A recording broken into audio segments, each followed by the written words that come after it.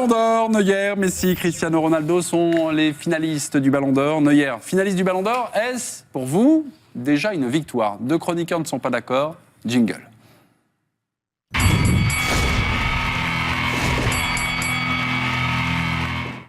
Johan Mikou, c'est oui. Dominique Sévrac, c'est non. Johan Mikou, vous commencez, vous avez 30 secondes. Ben déjà, ça fait 8 ans qu'il n'y a pas eu de gardien qui soit dans les 3 derniers, donc c'est déjà une victoire pour l'ensemble des gardiens. Après, plus pour Neuer, parce que ça récompense sa saison fantastique. C'est vrai qu'il a révolutionné ce poste de gardien, notamment le match contre l'Algérie a été fantastique, où il s'est adapté à sa défense en jouant très haut. Donc moi je pense que c'est déjà une victoire, surtout parce que voilà, il est face à 2 extraterrestres. Et c'est un peu à l'image de Ribéry l'an dernier. C'était déjà une victoire pour lui d'être parmi les 3, parce que ces 2 phénomènes pour moi seront premier et deuxième. Ok, Dominique Sévrac. Ça serait une victoire quand il aura effectivement le Ballon d'Or. J'espère le 12 janvier que c'est lui qui sera consacré, parce qu'il n'y a pas eu de gardien depuis 1963 et que c'est pas normal. Il y a 2 postes importants. C'est même Didier Deschamps qui le dit dans le football. 2 postes importants, c'est le gardien et l'attaquant. Donc je demande aux gens qui vont voter de pas se fier à est-ce que c'est le meilleur joueur du monde, mais qui a marqué l'histoire du football en 2014? Eh bien c'est Neuer. C'est Neuer parce qu'il a remporté la Coupe du Monde et puis parce qu'il a révolutionné le poste. C'est un vrai joueur de foot.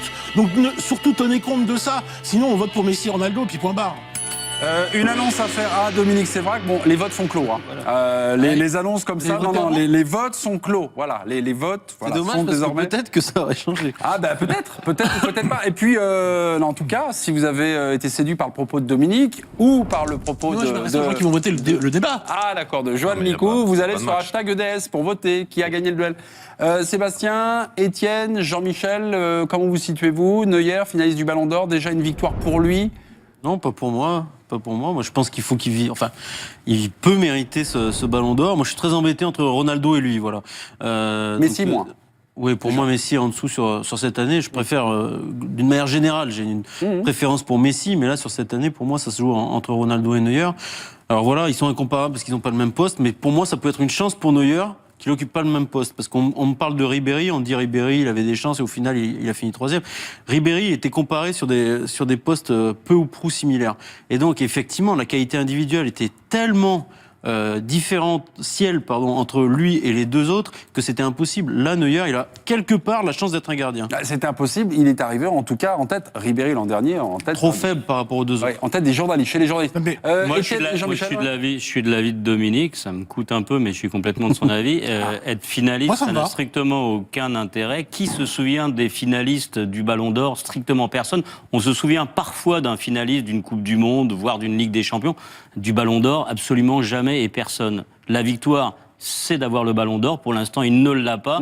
On aura complètement oublié qu'il était dans les 3 s'il n'a pas le Ballon d'Or. Ce qui, de mon point de vue, ne mérite pas complètement d'ailleurs. Jean-Michel, donnez votre éclairage. Vous êtes d'accord avec Étienne, avec Sébastien? Oui, moi, je pense que comme Michel Platini, je pense que cette année doit être un Allemand doit être Ballon d'Or.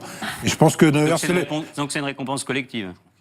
Alors, on va dévier un petit peu des règles. Non, collective, mais de la part du meilleur gardien de but, probablement de ces 30 dernières années. Voilà. Donc là, on a affaire à un footballeur, un gardien de but totalement hors norme, voilà, qui a joué un rôle majeur, évidemment, dans le titre de l'Allemagne, mais aussi sur les 4-5 dernières années au Bayern, ou à Schalke même avant. Et moi, je trouve que c'est un gardien phénoménal. Et si on lui donne pas cette année-là, et si on le donne pas à un Allemand, alors effectivement, Ronaldo, oui. Si Ronaldo a le Ballon d'Or, oui. Oui. Mais je veux dire, ça risque de banaliser aussi le Ballon d'Or. Je pense qu'il faut sortir un petit peu des... Non, mais je suis d'accord. Moi, je suis d'accord avec vous, mais c'est ce qu'on dit chaque année, quoi. Oui. C'est ce qu'on dit chaque année avec le 3e qui fait partie du trio. Et à chaque année, le 3e qui fait partie du trio finit 3e. Donc là, par exemple, parce que si on prend le cas de Neuer cette année, il fallait prendre le cas de Ribéry l'an dernier, c'est la même chose. Ribéry a tout gagné dans l'année. Et il finit 3e. On pensait même qu'il pouvait... Pas la Coupe du Monde parce qu'il n'y en avait pas. Non, mais la Coupe du Monde, d'accord. Mais par exemple, Neuer ne gagne pas la Ligue des Champions cette année. Donc, l'an dernier, les 3 trophées... La Coupe du Monde, c'est un peu au-dessus quand même, dans la hiérarchie.